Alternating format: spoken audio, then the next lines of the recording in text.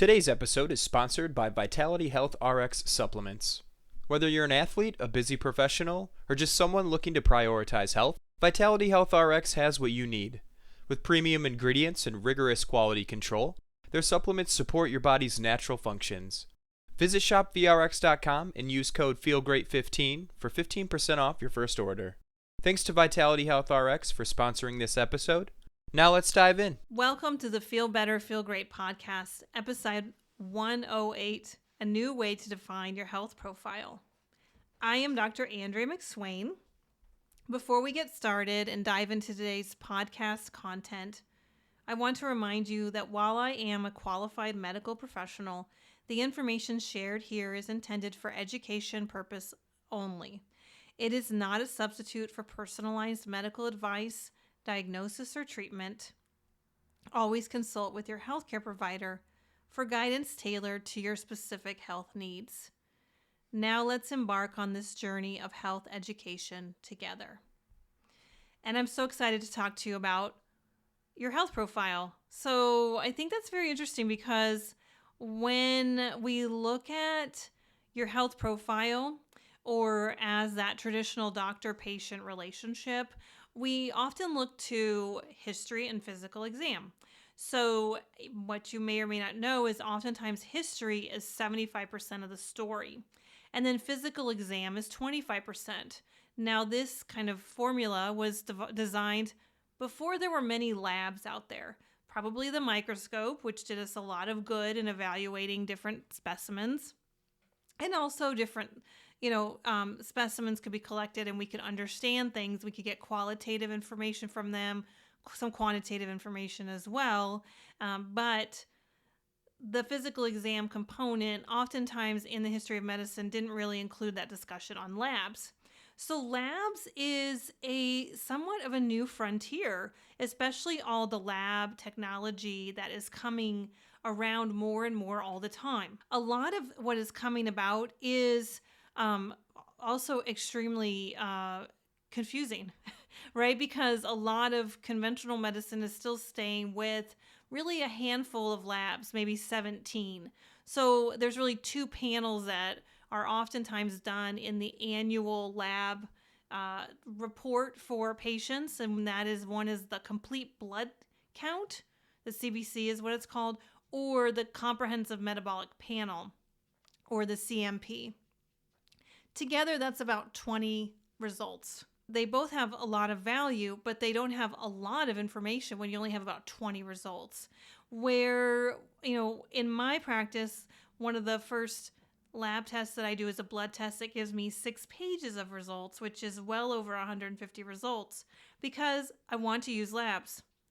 In medical school, I was taught, as we were all taught in medical school, if you wanted certain information, that's why you use the lab. Meaning, if you don't know why you're going to get the lab, then don't do it. And I think there's some sense in that, because you could definitely be chasing some things, but there's so much information now about labs that we really need to reframe how we're understanding the use of labs in medicine and understand what it can actually get us. Especially because now so many labs are available directly to the consumer. And I'm going to talk a little bit later about that, with the good, a little bit of the bad, the ugly, because right now I just want to focus on, definitely there's a lot more information to understand what's going on. And I think that's really giving us an opportunity to look at a functional perspective of labs and get that kind of functional lab where we can actually look at mitochondrial health, gut health, oxidative stress, and we can paint a picture with the labs either based on organ systems or areas of concern or health optimization. I mean, one of my favorite labs is actually being able to evaluate if the DNA of a cell is having advanced aging. I just think that's incredible that we can actually evaluate that, and we can see if the work we do reverses it. And we've reversed it many, many times in the practice. So reversing DNA aging, I mean, that's fantastic. Now, if you were a conventional doctor and you said, okay, well, I want to test the age of the DNA, Why would I do that? I don't know how to reverse it, so I'm not going to test it. And is that really more like a lack of understanding on how to take action than actually not understanding how the lab works? I mean, it is pretty obvious there are people who are doing it. So it's good to just kind of understand a treatment plan that would support you in getting a better result, let's say for that particular lab, and reverse someone's accelerated DNA aging process. Anyway, that's kind of why it's my favorite lab, because even in medical school, that kind of lab wasn't really on the table yet. So I just kind of blows my mind, actually. There's a lot of things that we've known for a long time, but how we actually put them together and curate the meaning and then make it applicable to the patients, understanding, apply it to the history, and then be able to actually reverse dis-ease for them. I'm all about the labs. I really enjoy them. I learn from them, and I know what to do with them. And then the other thing is, looking at some of the medical myths around labs. And I'm going to talk about reference ranges and being an H&L doctor. So reference ranges, which is that little number at the end, which is a range. It's a reference range. It's a population range. And for the most part, it stays the same, except it's notable, even in my career of 15 years, a change in those reference ranges that are leading us away from optimization.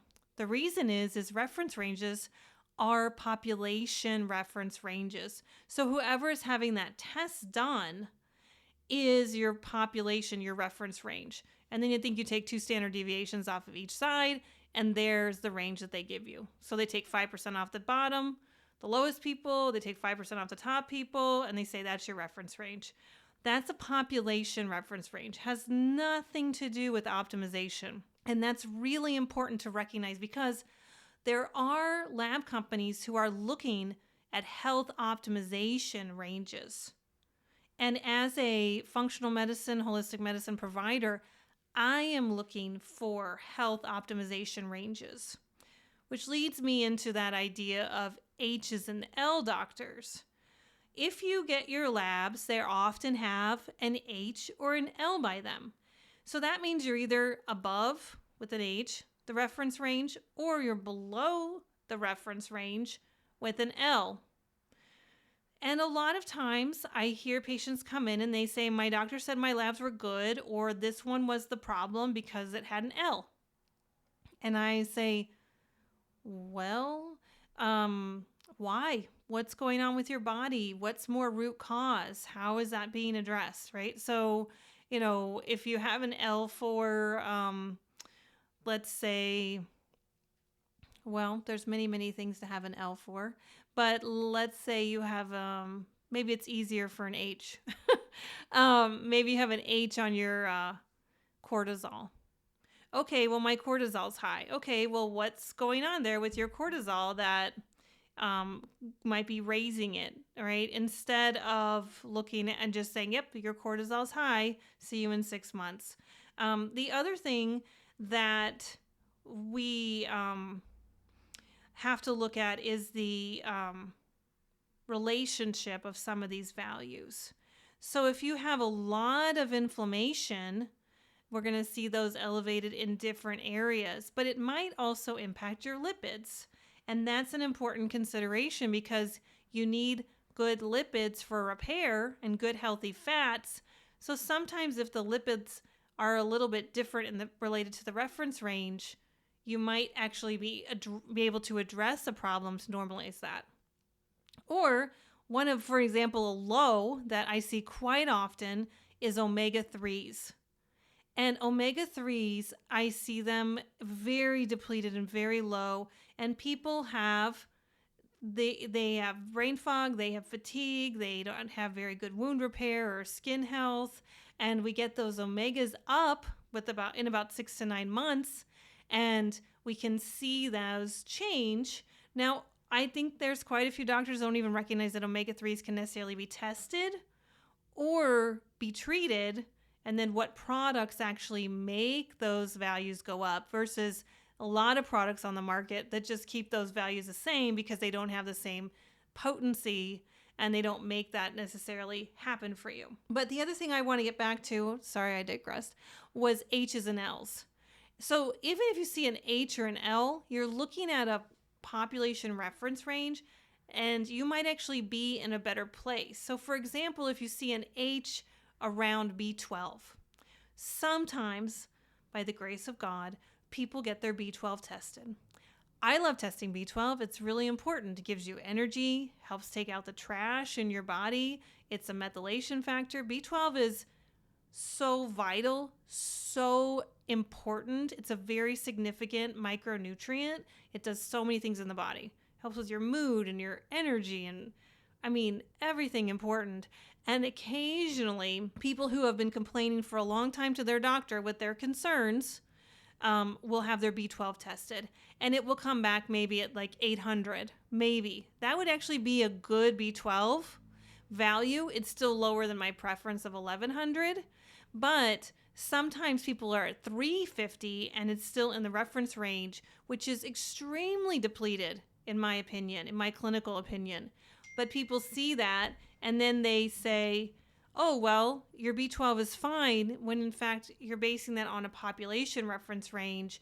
You're looking at a value, or you're saying it's on the H side, but to me it's still low, because if you're at 800 or 900 for B12, I like you to be at 1100.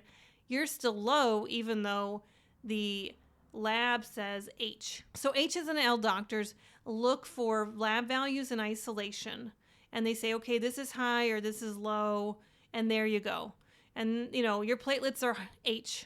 Okay, well, what does that mean? Well, platelets can be an inflammatory marker. So are they indicating inflammation, right? Or are they L? Okay, well, how low are they? Because that can indicate a lot of different severity ranges of concern. When we look at reference ranges, we have to really look more than the H's and the L's, or really want to paint a picture. That can sometimes be difficult to do if you don't have enough information. And we've been afforded this incredible opportunity through medical technology to give us this entire information of what's happening inside the body. And it really allows us to put things together in a way that we haven't ever been able to do before. So I do really love labs. That is something I have been passionate about for a long time. But they also need to be understood. And I think that's very important. I'm going to get to that in a minute. I do want to say that your labs have meaning. So when we look at the meaning that your labs have, we have to put them in a little bit of perspective for optimization.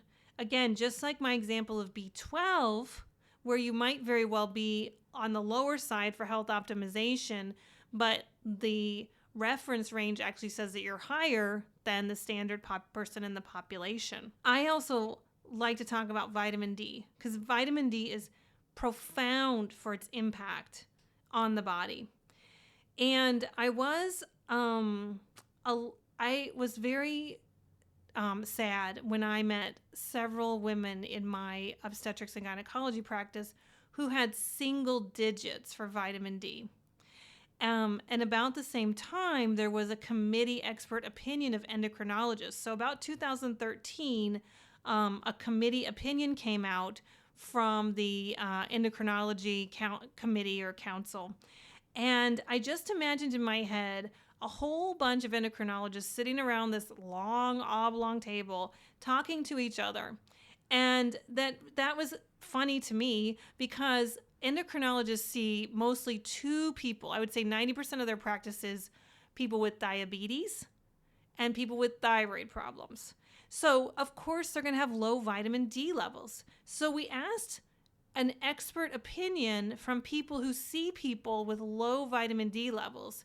And I truly believe the conversation went something like this. Well, that person, like the people we see in our practice that are really bad have like less than 20 or even worse, single digits. And then they're kind of okay if they're like around like 30, 40. And since we never see anyone over 100, let's just say that's not good for them. So they created these tier system.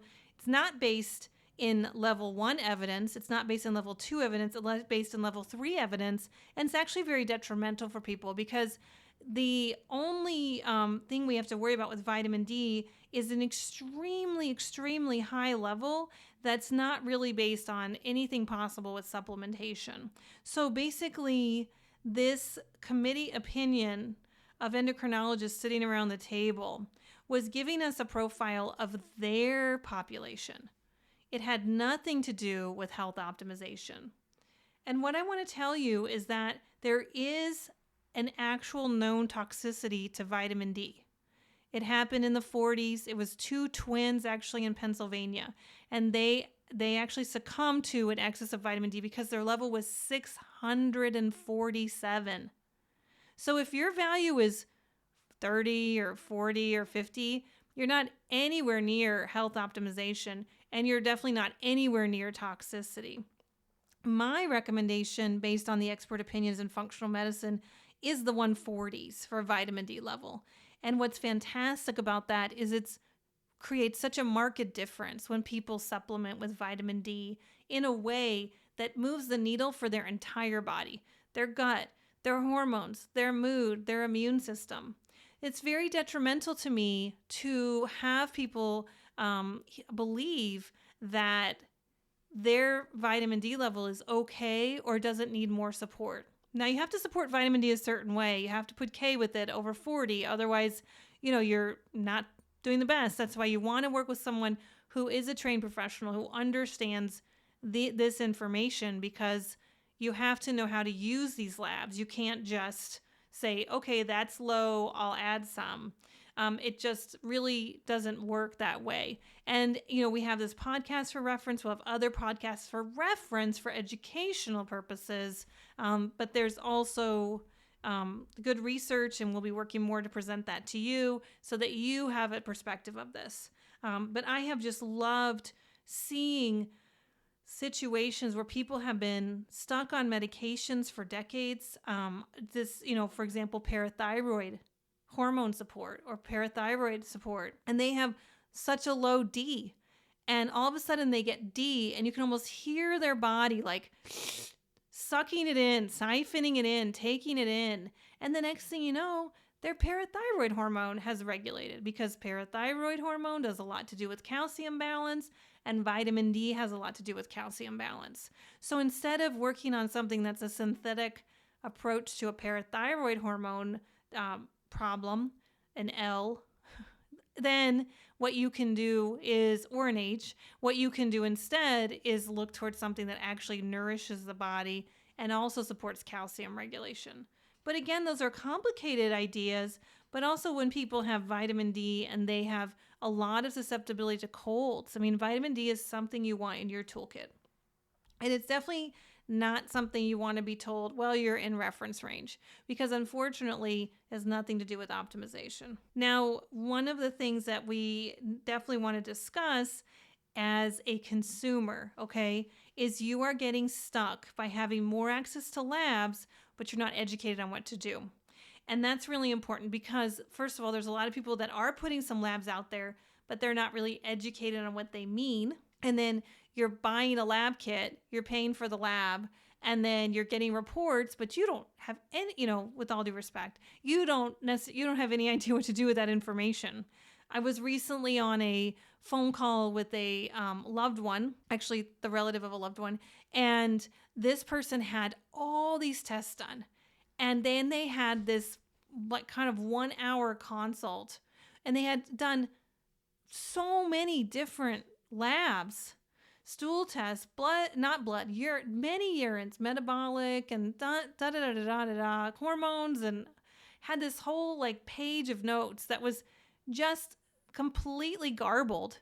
And I was kind of mortified that a professional had offered this person that level of information through consultation without actually giving them some actionable items. So now this person was just living in a muck because they had no idea what all this was, much less how to synthesize it and prioritize it. So these lab panels, they kind of have to be regimented and supported. If you're just getting information like your melatonin is low, okay, well, add melatonin, yes, but why is your melatonin low? And what are those implications as an antioxidant or excess oxidation for you? That's not a question that necessarily is going to come inherent with the consumer finding out their melatonin's low, right? I mean, luckily that does seem an A to B, because you take melatonin and you feel better and you get better and your value increases. But then, that's important, but you also want to start working with someone to get more root cause and changing some of your lifestyle pillars and some supplementation support so that you can keep going to the underlying root. But I do have to say, as a consumer of healthcare, it is a very lucky time, because people can actually do something with these labs that, if provided the information accurately, can actually help people get to the root cause. And I feel for the consumer of healthcare, because I feel for the patient of healthcare. And I feel for the people who are going to their doctor and their doctor isn't providing information, isn't giving access to labs. I have met patients who have said, my doctor will not test. Actually, I was a patient where I said, I want my thyroid tested. I want TSH, which is the thyroid stimulating hormone. I want free T3, which is the active checking account version of your thyroid. It's the hormone that makes your thyroid work. I want free T4 because that's my savings account or my storage of thyroid hormone in my thyroid. And I want the antibodies. And the doctor said, absolutely not. And I couldn't even believe it, because I clearly know what I want and I am a physician. And this other doctor told me that they would test the TSH and that was it. And I was like, you have to be kidding me. I am the most educated consumer of this lab, more than this doctor. But that was outside the confines of that doctor's ability to process the information. It was outside of their understanding of how important it was to know T3 and T4 values and TSH, and understand antibodies in someone in their late 30s, a white female in their late 30s. I mean, it was shocking to me that that person just shut me down. And I see so many people who come to me and they say, my doctor won't test for that. And it's like, well, why not? And I feel, because patients who are learning and gaining information and they're listening to really great providers who are giving really kind of essentials, basic essentials to help you understand, like I just did today with vitamin D and what I just talked to you about with B12 values. I mean, those things are life-changing micronutrients. And yes, you want to find out what they are in the labs, and you want to make those changes, because those are some things that can actually help save your life or significantly improve quality of life. So kind of getting back to, okay, you have a lot of access to labs. What do you do? A lot of times now the patient, as the consumer, is bypassing the doctor. And I can understand some value in that. There's definitely a cautionary tale in that as well. But it is very interesting to look at what some lab companies are doing. And one of the ones that I love that's direct for consumer is doing a metabolic profile panel. And one of the reasons I love it is they're actually taking healthy 18 to 40-year-olds, and then they're making that their reference range. And then they're taking your value and they're saying, okay, where are you related to healthy 18 to 40-year-olds? And they have what does healthy mean? But healthy, let's just say healthy, vibrant, very, very functioning, optimization. Their labs are good, or great, actually. And so where do you compare with that? And I think that is a really nice litmus overlay, because you don't necessarily have to understand all that it means to be in that vibrant category, but kind of where you are in comparison to that. So if you're just rocking it and you're at that 90% or, higher, you're like, yeah, I'm 60 years old and I'm functioning like a 18 to 40-year-old healthy person. That's really that sweet spot that you want to stay at metabolically. Or if you're lower than that, okay, first of all, that's good information to know. And then how do you take that information and turn it into action? So those are what are some key considerations to do. And it's nice too with this panel, because I really love it, is it actually does segment into categories of concern or health optimization. So as I mentioned before, like, what is your gut health? So this is really nice. It takes some of the labs and it categorizes them and clumps them to look at objectives that you want to improve. So then you get a subcategorization or a sub rating for each of these areas. So it's like, okay, how's your gut health doing? How's your mitochondria health doing? Your oxidative stress? What are your amino acids like, which are a building block and a really essential component to make energy and have repair? Okay, what's going on with your muscles? There's these categories that, and your bone health. How are you doing for the long haul? What's really happening there? So it's really fantastic because it's in context.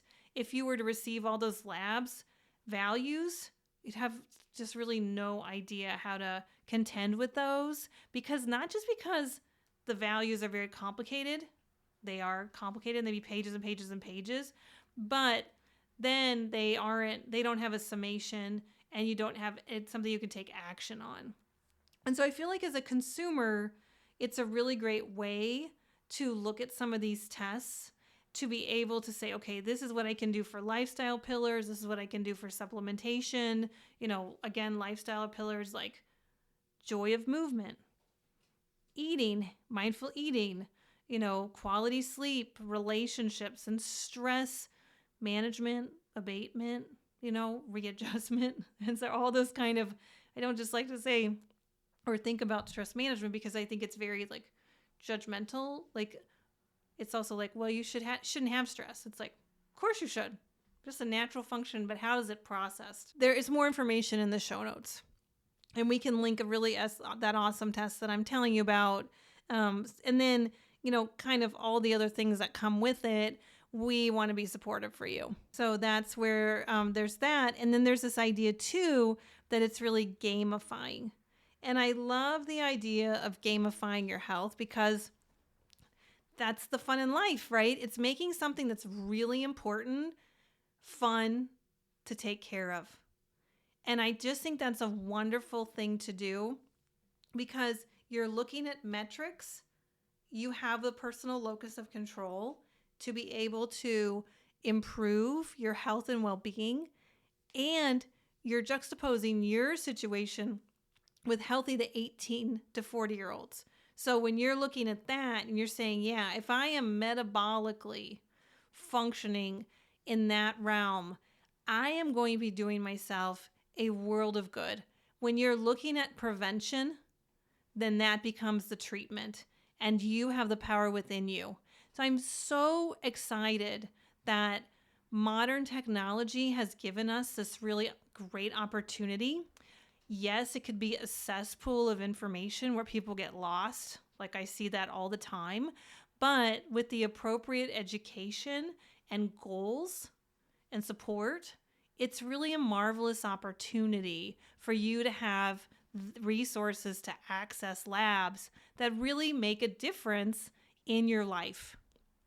And that's really what I want to just share with you, because that's really an opportunity for personalization, for functional medicine, to look at these grouping of categories, for you to understand different health goals, and most importantly, that you know that you are in control of your body and that you have an opportunity to be healthy at 100.